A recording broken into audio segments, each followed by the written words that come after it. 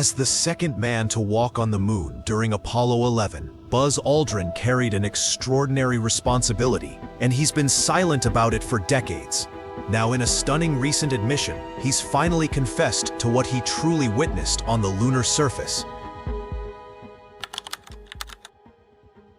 On October 4, 1957, the Soviet Union launched Sputnik 1, a beach ball-sized sphere, into Earth's orbit, declaring technological superiority and shocking the United States, which had prioritized bigger bombs over rocket innovation.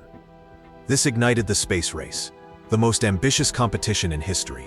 The Soviets pressed their advantage on April 12, 1961, when 27-year-old Yuri Gagarin orbited Earth for 108 minutes aboard Vostok 1, proving humans could thrive in space. America responded decisively. On May 25, 1961, President Kennedy pledged before Congress to land a man on the moon and return him safely by decade's end, despite only 15 minutes of prior human spaceflight experience from Alan Shepard's suborbital hop. The Apollo program peaked at nearly 4% of the federal budget, approximately $200 billion today, swelling NASA's workforce from 36,000 to over 400,000, with 20,000 companies and universities involved in humanity's greatest peacetime technological effort.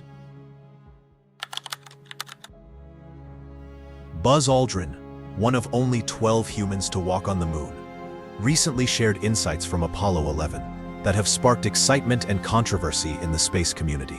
As the second person to step onto the lunar surface, he witnessed something extraordinary on the far side, kept secret for over 50 years. Aldrin's first-hand perspective sets him apart from Earthbound scientists and robotic missions. He experienced the lunar landscape directly, 1/6 gravity underfoot, and the eerie silence of an airless world. During the mission, while Armstrong and Aldrin walked the near side, Michael Collins orbited in the command module. Each pass over the far side cuts off Earth's communication for 48 minutes, revealing its hidden hemisphere. Aldrin describes the far side as a magnificent desolation, a profound experience that reshaped his view of humanity's place in the universe. Unlike the near side's dark Maria seas, it features a brutal array of craters, towering mountains dwarfing Earth's, and utter desolation beyond imagination. Buzz kept this secret for over 50 years. What's the wildest moon mystery you think he's hinting at? Comment now. Rejected by NASA yet unstoppable, Aldrin crushed every barrier. But how did one twist of fate rocket him from combat skies to the moon's edge? To grasp the significance of Buzz Aldrin's recent admissions, consider his extraordinary path to the moon. Born Edwin Eugene Aldrin Jr. on January 20, 1930, he showed early promise. Aldrin graduated third in his 1951 West Point class, with a mechanical engineering degree, signaling his ability to excel under pressure. The Korean War tested him further as a U.S. Air Force jet fighter pilot. In his 20s, he flew 66 combat missions in an F-86 Sabre, downing 2 MiG-15s and honing nerves and decision-making vital for space. Unlike most pilots, Aldrin pursued advanced study, earning a Doctor of Science in Astronautics from MIT, the first astronaut with a doctorate. His dissertation on orbital rendezvous techniques proved essential to Apollo's success, blending piloting skill with deep knowledge of orbital mechanics, gravity, and engineering. Yet his NASA astronaut application was rejected for lacking test pilot experience. Undeterred, Aldrin persisted, setting himself apart in history.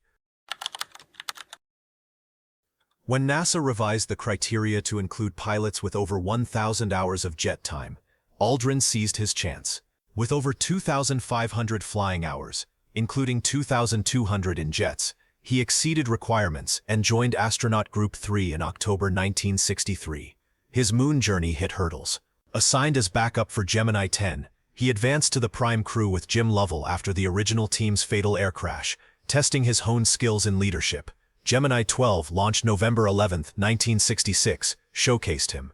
He nailed rendezvous, docking, and record-setting spacewalks, advancing science and proving his lunar readiness. Post-Apollo, Aldrin championed Mars missions, inventing the Aldrin Cycler, a fuel-efficient route harnessing Earth-Mars gravity for perpetual transport, like a cosmic subway enabling colonies. His work earned the 1969 Presidential Medal of Freedom, but true reward lay in pioneering humanity's stellar future. If you want to see the strangest things astronauts ever witnessed, I've also added a direct link to it in the pinned comment below this video. And don't forget to come back. The next exploration is about the Apollo 11 missions. On July 16, 1969, 1 million spectators gathered at Cape Canaveral, Florida, as Apollo 11 launched live to 33 countries and 25 million Americans. At 13:32 UTC, the 363-foot Saturn V, weighing 6.2 million pounds, fueled roared skyward with 7.6 million pounds of thrust, equivalent to 85 Hoover dams. 12 minutes later, it orbited Earth. After 1.5 revolutions, the crew ignited the S-4B for a 3-day, 25,000 miles per hour trip to the Moon. On July 19, they vanished behind the Moon for an engine burn into lunar orbit, circling 30 times while scouting the Sea of Tranquility landing site. On July 20, Aldrin and Armstrong entered Eagle, separating from Collins in Columbia, at 17:44. Aldrin's navigation expertise guided descent amid computer alarms. Armstrong manually landed with 25 seconds of fuel left. Before exiting, Aldrin, a Presbyterian elder, held the first extraterrestrial communion in 1/6 gravity, reading John 15, "I am the vine, you are the branches." This act highlighted the spiritual dimension of their feat, 240,000 miles from Earth. Armstrong stepped out first. 19 minutes later, at 03:15 UTC July 21, Aldrin followed, calling it magnificent desolation, beautiful yet alien. Over 21 hours and 36 minutes on the surface, with 2 hours and 31 minutes EVA, they planted the flag, ran experiments, spoke with President Nixon, gathered 47.5 pounds of samples, and deployed a seismometer and laser reflector still in use. Aldrin systematically documented and bagged rocks, while Armstrong crater-hopped, using pulleys to secure samples. They fired Eagle's ascent engine perfectly, rendezvousing with Columbia. Jettisoning stages, they returned, splashing down July 24 after 195 hours, 18 minutes 35 seconds in the Pacific. Tap the like button to let us know this content is making a difference.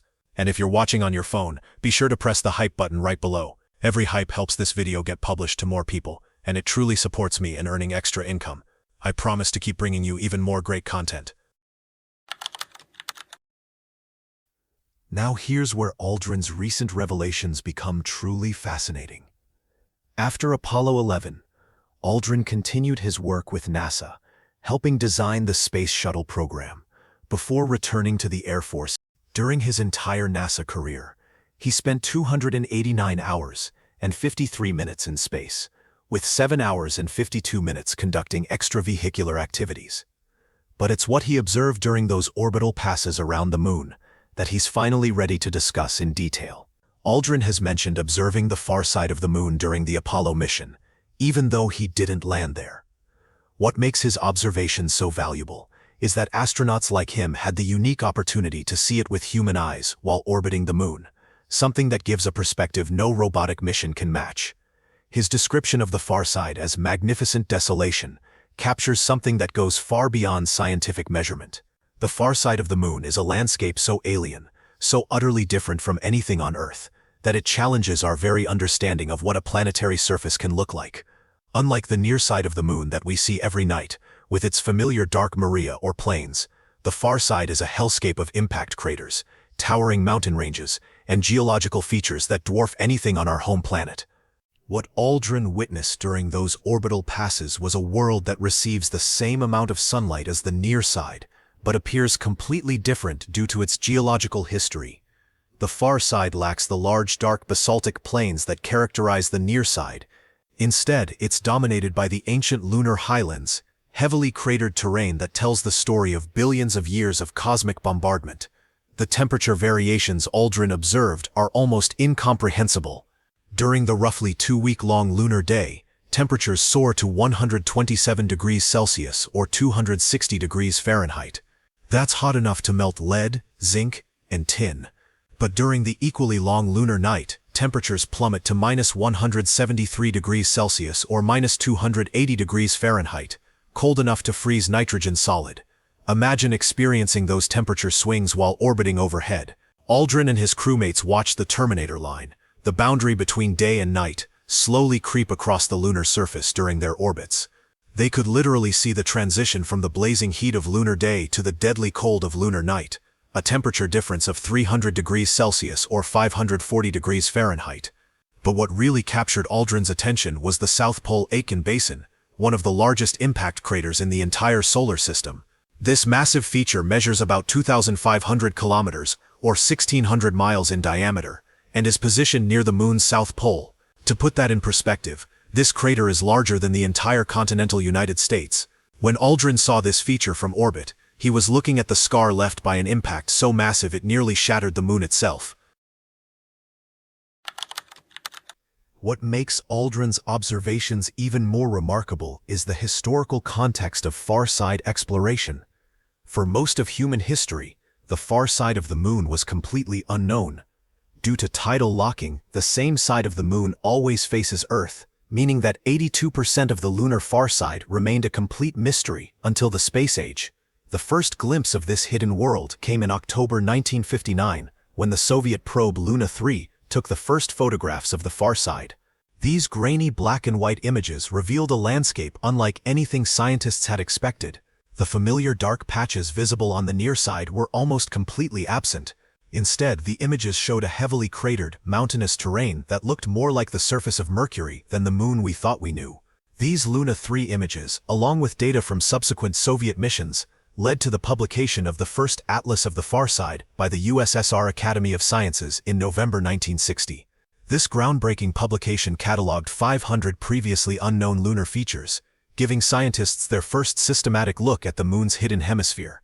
The Soviet Zond 3 mission in 1965 provided even more detailed images, revealing extensive crater chains and geological features that challenged existing theories about lunar formation. The second part of the Atlas of the Far Side of the Moon, based on Zond 3 data, expanded the catalog to over 4,000 features, creating the most comprehensive map of the lunar far side available at the time. NASA's first attempt to reach the far side came with the Ranger 4 probe in April 1962, but technical failures meant it didn't return any scientific data. The real breakthrough for American far-side exploration came with the Lunar Orbiter program from 1966 to 1967, which conducted the first thorough photographic survey of the far side, providing the detailed imagery that would guide future missions. But human eyes first witnessed the far side during Apollo 8 in December 1968, just 7 months before Aldrin's historic mission. The Apollo 8 crew, Frank Borman, James Lovell, and William Anders, became the first humans to see the far side directly. Their descriptions of the stark, crater-pocked landscape prepared Aldrin and his Apollo 11 crewmates for what they would encounter during their own lunar orbits. What made Aldrin's observations during Apollo 11 particularly valuable was the extended time they spent in lunar orbit. Unlike the brief flyby missions, Apollo 11 completed about 30 orbits of the Moon, giving Aldrin multiple opportunities to study the far side's features in detail. Each pass revealed new aspects of this alien landscape, from the massive crater chains to the towering mountain peaks that cast shadows hundreds of miles long. The communication blackouts that occurred during each far-side pass added an eerie dimension to these observations. For 48 minutes during each orbit, Aldrin and his crewmates were completely cut off from Earth, alone with their thoughts as they gazed down at a landscape no human had ever seen before Apollo 8. These moments of isolation, floating in the void above an alien world, profoundly impacted all the Apollo astronauts who experienced them. The challenges of exploring the far side seemed insurmountable for decades after the Apollo missions ended. The communication problem was the biggest obstacle. Any spacecraft landing on the far side would be cut off from direct contact with Earth, making real-time control impossible and data transmission extremely difficult. But recent technological advances have finally made far-side exploration feasible. In 2018, China launched the Qichao Relay satellite, positioning it at the L2 Lagrange point beyond the Moon. This satellite acts as a communication bridge, allowing continuous contact between Earth and spacecraft on the lunar far side. It was a brilliant solution to a problem that had stymied space agencies for decades. On January 3, 2019, China achieved what many thought impossible: the first soft landing on the far side of the Moon. The Chang'e 4 mission, equipped with advanced scientific instruments, touched down in the von Karman crater within the South Pole Icon Basin. This wasn't just a technological achievement. It was the beginning of a new era in lunar exploration. The discoveries made by Chang'e 4 have revolutionized our understanding of the Moon's far side. Using the lunar penetrating radar aboard the U-22 rover, scientists have been able to analyze the internal structure of the far side in unprecedented detail. They've mapped the layers of material ejected from ancient impacts, revealing the geological history of this mysterious region. One of the most significant discoveries was the detailed composition of the far side's subsurface. The radar data showed distinct layers of debris from different impact events, creating a timeline of cosmic bombardment stretching back billions of years. This information is helping scientists understand not just the moon's history, but the early history of our entire solar system. The mission also confirmed the presence of water ice in permanently shadowed craters near the lunar poles. This discovery has enormous implications for future lunar exploration and potential human settlement. Water ice can be converted into drinking water, breathable oxygen, and rocket fuel, making it one of the most valuable resources in space. But perhaps the most intriguing discovery was the identification of unusual mineral compositions in the far side's ancient crust. These minerals, formed during the moon's earliest history, provide clues about the conditions that existed when the moon was still molten, just after its formation from the debris of a Mars-sized impact with early Earth. Scientists are now proposing to take advantage of the far side's unique properties for astronomical research. The natural radio silence created by the moon's bulk shielding the far side from Earth's radio interference makes it an ideal location for radio telescopes. These instruments could detect signals from the early universe that are completely drowned out by Earth's radio noise. The future of far-side exploration is more ambitious than most people realize. Scientists are proposing missions that would deploy robotic observatories like the Lunar Surface Electromagnetics Experiment Lander to measure electromagnetic waves from the early universe. These signals, dating back to the cosmic dark ages before the first stars formed, could revolutionize our understanding of how the universe evolved from the Big Bang to the cosmos we see today. But the far side offers something even more valuable than scientific knowledge: resources that could power humanity's expansion into space. The Maria regions on the far side, shielded from the solar wind by Earth's magnetic field, are believed to contain high concentrations of helium-3, a rare isotope that could fuel fusion reactors. Unlike the radioactive waste produced by current nuclear fission, helium-3 fusion produces clean energy with minimal radioactive byproducts. To put this in perspective, a single cargo ship full of helium-3 from the moon could power the entire United States for a year. The estimated value of the helium-3 deposits on the moon's far side could reach into the trillions of dollars, making lunar mining one of the most lucrative industries in human history.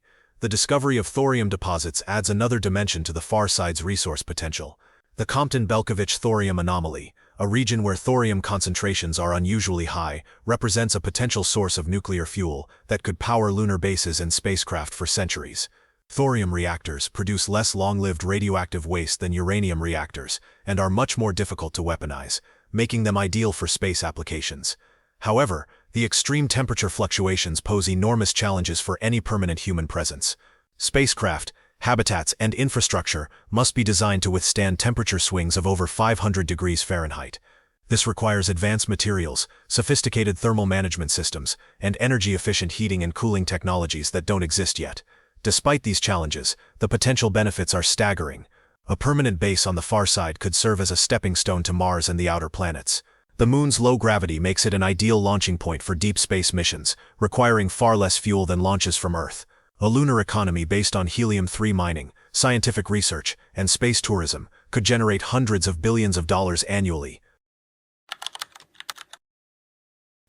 The recent success of India's Chandrayaan-3 mission demonstrates that lunar exploration is no longer limited to the traditional space powers. Launched on July 14, 2023, Chandrayaan-3 made history by successfully landing near the lunar South Pole on August 23, making India the fourth country to achieve a soft lunar landing and the first to land near the South Pole. The mission's discoveries have been groundbreaking. The Chasta instrument revealed unexpected temperature variations of up to 70 degrees Celsius near the surface, challenging previous models of lunar thermal behavior. More importantly, the mission confirmed the presence of sulfur on the lunar surface, a discovery made possible by the laser-induced breakdown spectroscope instrument on the Pragyan rover. The rover also detected aluminum, calcium, iron, chromium, titanium, manganese, silicon, and oxygen, providing the most comprehensive analysis of South Pole lunar composition ever achieved. The plasma density measurements gave scientists new insights into the lunar environment, while seismic data captured vibrations from rover movements and what appears to be natural moonquakes. These discoveries are reshaping our understanding of the Moon's South Pole region, which is considered the most promising location for future human bases due to the presence of water ice in permanently shadowed craters. The success of Chandrayaan-3 proves that space exploration is becoming truly international, with countries like India, China, Japan, and South Korea all developing advanced lunar capabilities.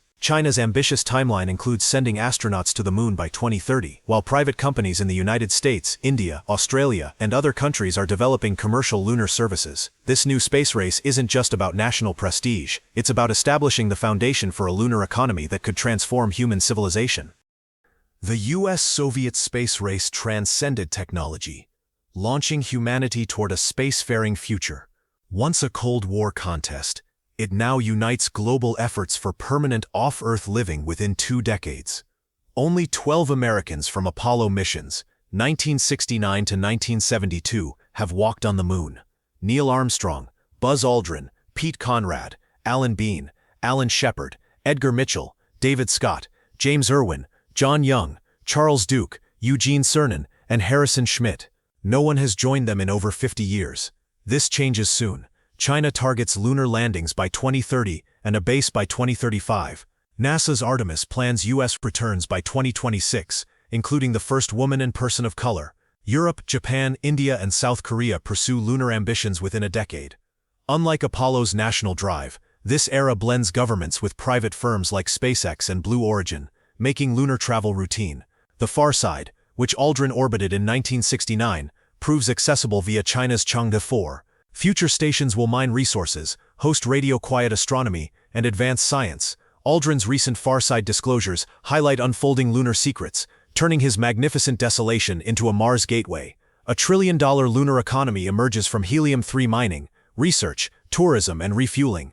Hotels, labs, and operations once fictional now materialize. As nations and companies race ahead, the Moon evolves from desolation to opportunity, propelling humanity stellarward.